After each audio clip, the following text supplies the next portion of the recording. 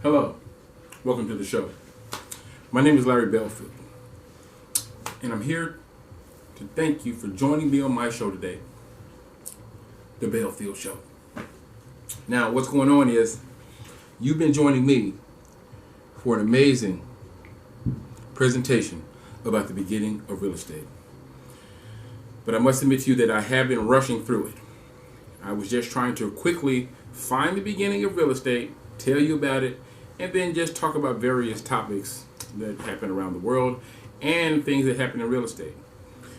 But upon the search for just this simple topic, how did it all begin? We've been going through a journey, traveling through the world and traveling through time, and we're here right now at the Crusades, one of the most biggest wars ever recorded by man. And I was really wondering, how did this all get started? I don't want to just tell you that the Crusades took place, lots of people died, and then we eventually came to peace and started dealing and selling land with one another one day. That's basically the answer. But in truth, I really wanted to find out, what information can I get about the beginning of the Crusades? And you will not believe what I found. The information that I looked through simple searches, not even a thorough search, but you do a simple search and you get the same beginning over and over again. And what I'm going to tell you right now is basically the beginnings of the Crusades. Alexa, stop. Okay. So what are the Crusades? The Crusades are actually a pilgrimage where men and women try to create safe passage to the homeland of Jesus Christ. But we're trying to make this pathway from the British Empire, or what is now known as the British Empire, all the way to Jerusalem. But we're doing this for the Christians that live in the Roman territories. In the year 1000 AD, there was a pope named Peter the Hermit. It is the year 1000, and no one really cared about going to Jerusalem. Peter the Hermit was a common and lowly pope that really didn't keep his hair. He wore the same monk robe for years at a time, but he was well known among the people. And when he spoke, the people listened. Now, it is not fully known what was said. However, most rely on this statement, that any crusader that must fight and die in the cause of protecting Christians will be absolved of all your sin. Now, Peter the Hermit spoke so passionately that he was able to amass 40,000 followers to take the pilgrimage back to the homeland. However, Peter wasn't a man of organization, leadership, or crowd control. He became the leader of this pilgrimage to the Holy Land. However, he never really had control of the people following him. At first, he came to the city. It was clear that they were going in for a tough ride. Showing up to a city with that large a number is very dangerous. With no organization or plan for order, the recruiters just show up, city by city, town by town, just showing up. And all there is reports of looting and pillaging. Now, this wasn't a killing horde. This was families, children, and an army of men to protect them on their pilgrimage. Now, bad planning means that if you're not prepared, you can't go for days without water or food. See, this disorganization causes good men to do what they have to do to feed their families and to eat. See, there are more stories of famine than there are fighting. Most of these disputes are because there isn't a clear commander. Several cities in their own land was destroyed. So much crime and disorientation that Peter himself left the pilgrimage. The only people left were about 20,000 people that they were blaming for looting and pillaging.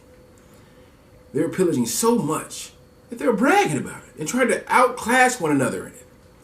Word spread quickly, and the Turks, the very next town over out of their kingdom, helped stop them, just as they were approaching another city. About 20,000 troops raiding, and only 3,000 returned. And this is marked as the beginning of the Crusades. Now, after all these pilgrims are slaughtered for their transgression, an inquiry occurs, and the church organizes an army to clean up what those pilgrims have done. Now, it's hard for them to enter a place where the pilgrims have already been. Most people don't want them there. The pilgrims that were first crusaders destabilized all the regions that they touched. It was an army not fighting for anything. It was like an enormous rowdy crowd. They once started breaking and burning things. They just got out of hand, out of control. The fights broke out and fires broke out, and then killing began to take place. In Hungary, over 4,000 people were stripped of their land and goods, and this took place over several cities. The leaders of armies that were to escort the pilgrims had a history of actually fighting the church, pillaging and taking cities by force. See, there are 5 armies that were commissioned to protect the pilgrims that were on the way to Jerusalem. General 1 was the brother of the King of France. During this time, the King of France was fraternally excommunicated for adultery. General 2 was Godfrey, and he was responsible for getting the Pope kicked out of the order. And then he installed a new Pope under himself, an anti-Pope. General 3 was Bohemond, Prince of Trento. This ruler attacked the Byzantine Empire itself. Not only did they attack the king, they're now swearing to help. Once they begin their crusade, they pillage again. And in the very same places they did before. General Raymond, Count of Toulouse, he was the biggest army, and tells the king to name him leader of the Crusades instead of the Pope. General 5 is Robert of Florence, and he was a good person. He has been to Jerusalem before. So the 5 men begin pillaging and burning their way to Jerusalem. This crusade was just military men, and they had a thirst for blood. Just before they get to Jerusalem, it is written that for one reason or another, some people resorted to dastardly events. Just as the Pope in charge of the campaign dies, these men caused great devastation in both the Byzantine and the Ottoman Empire. You can plainly see that these men were warmongers. Men that start and run wars to get kingdoms and money from people that can't protect themselves. These men kill 50 to 100,000 men and women and children.